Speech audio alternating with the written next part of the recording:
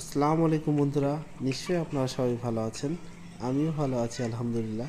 বন্ধুরা, আজ আবারও চলে আসলাম আমার আরও একটি বনসাই গাছের নতুন একটা ভিডিও নিয়ে। এটি হলো আমার একটি তেঁতুল গাছের বনসাই। দেখুন বন্ধুরা, কত সুন্দর হয়েছে আমার এই বনসাইটি। আজ গাছটি আবার প্রুনিং করে দেবো। তাই বন্ধুরা দেখুন আমি কীভাবে গাছটি প্রুনিং করাই। কি করবো আয়রা আজকে আমরা? আয়রা কি করব? হ্যাঁ, গাছকে আজকে ক্লুনিং করে দেব। অনেকটাই বড় হয়ে গেছে গাছটি। তো আজকে আমরা এই গাছটিকে আবার বনসাই রূপ দেওয়ার চেষ্টা করব। দেখা যাক কতটা সাফল্যের সঙ্গে কাজটি করতে পারি।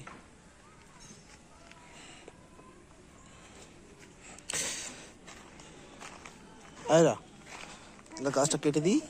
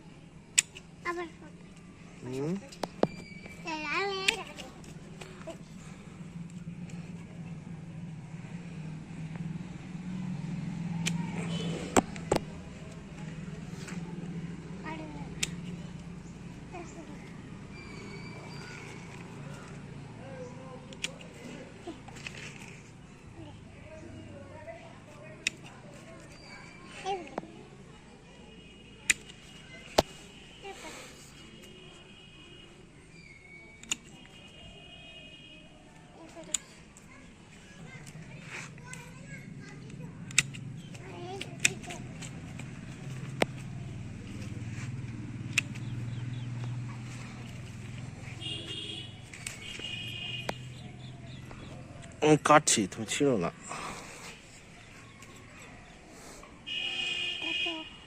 কি বলছো মানা? কাটবো? এই কেটে দিলাম। আর একটু কাটবো? তোমার পায়ে পড়ছে? এরা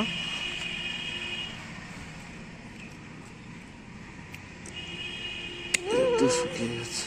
আমার মামার পাশে পাশে এই এই পাট পাট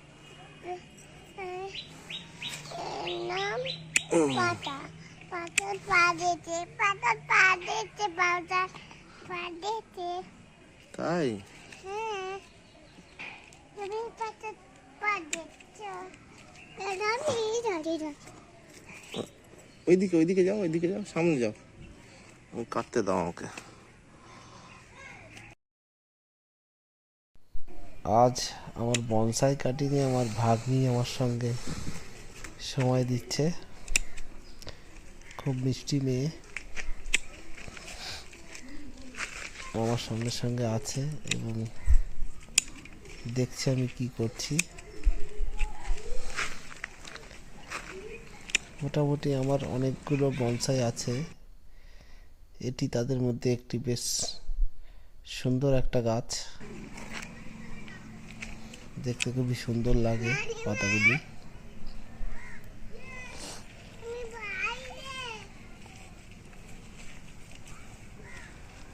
আমার এর পরবর্তী ভিডিওতে আপনাদের দেখাবো আমার কিছু চাইনিজ বেনিয়ান আছে, সেগুলো বনসাই কাটিং করে কেমন লাগছে নিশ্চয়ই আপনাদের দেখাবো।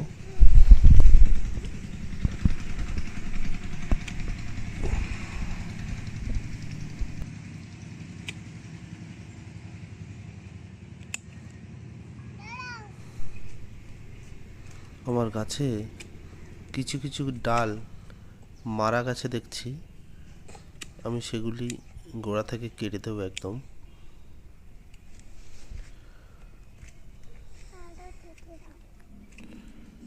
এখন আমার প্রুনিং করার কাজ প্রায় শেষ।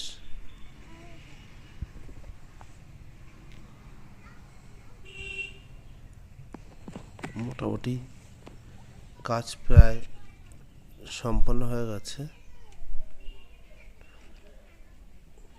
এবার আসব পরবর্তী পদক্ষেপে।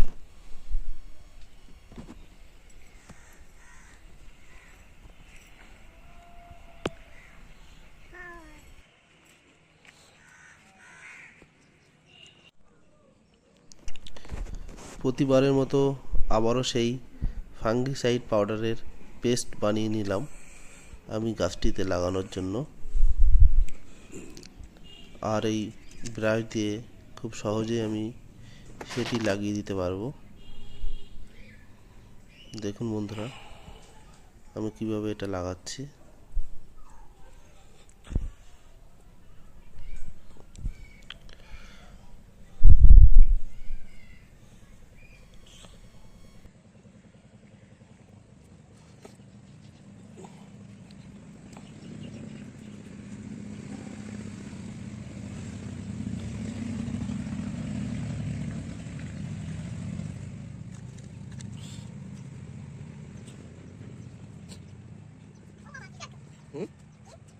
কি করছি? এই গাছটাকে কাটলাম, এখানে ফাঙ্গিসাইড দিচ্ছি।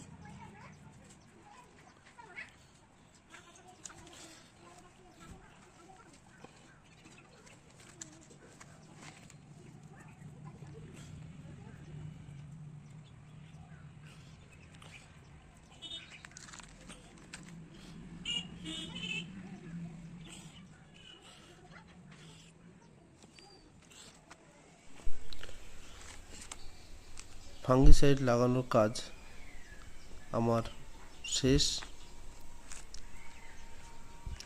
মোটামুটি সমস্ত জায়গায় লাগিয়ে দিয়েছি। এবার আসি গাছের গোড়ার দিকে। টবের মাটির মধ্যে অনেক ময়লা আবর্জনা আছে, যেটিকে আমি পরিষ্কার করে দেব।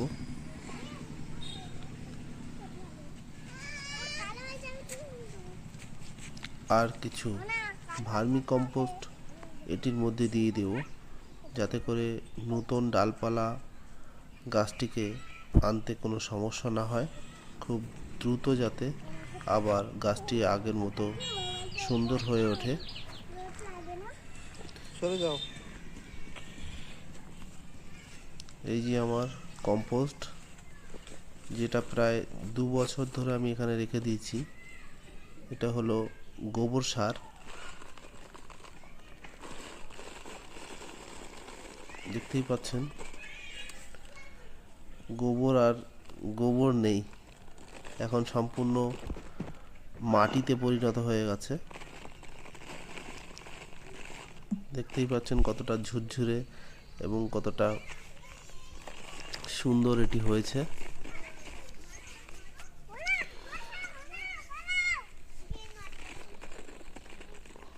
আমি বছরে একবার এই ভার্মি কম্পোস্ট আমার গাছগুলির গোড়ায় ব্যবহার করি। এতে করে আর অন্য কোনো রকম সার আমার প্রয়োগ করতে হয় না, এবং এটি ব্যবহার করলে গাছও অনেক সুন্দর থাকে, কোনো রকম সমস্যা দেখা দেয় না।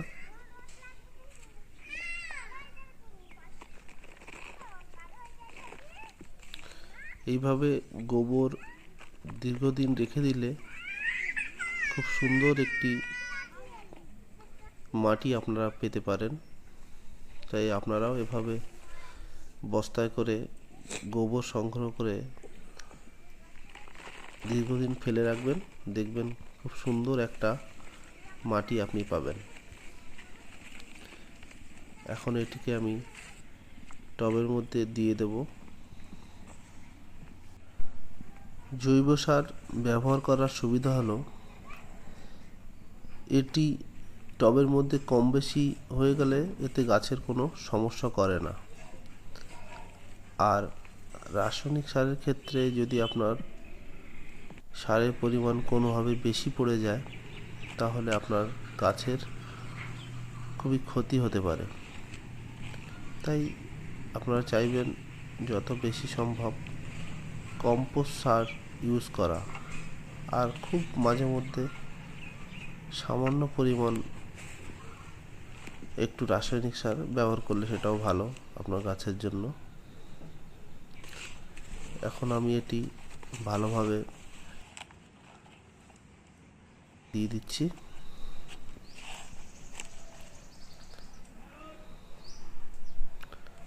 দেখতেই পাচ্ছেন সুন্দরভাবে এটি টবের মধ্যে দিয়ে দিচ্ছি আমি।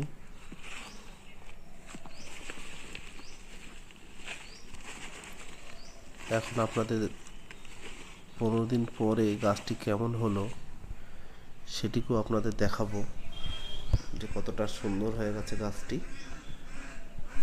এই অবস্থায় গাছটিকে আমি একটু ছাওয়ার মধ্যে রাখবো এবং 2-1 দিন পর পর এটির মধ্যে একটু জল দেব, যাতে করে গাছটি দ্রুত আবার আগের অবস্থায় ফিরে আসতে পারে।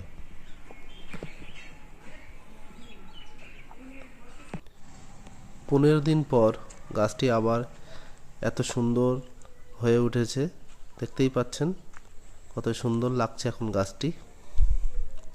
তাই বন্ধুরা, আমার এই ভিডিও যদি আপনাদের ভালো লেগে থাকে তাহলে অবশ্যই আমার চ্যানেলটি সাবস্ক্রাইব করে নেবেন এবং পাশে থাকবেন, যাতে করে আমি আবার নতুন করে ভিডিও ছাড়তে পারি আপনাদের জন্য।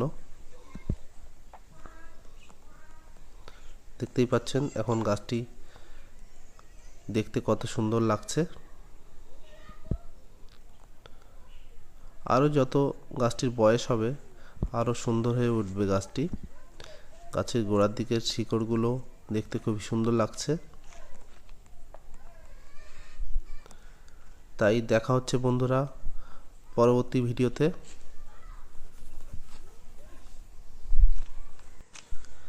সবাই ভালো থাকবেন, সুস্থ থাকবেন এবং আপনার বাড়িতে গাছ লাগিয়ে গাছের সঙ্গে কিছু সময় কাটাবেন।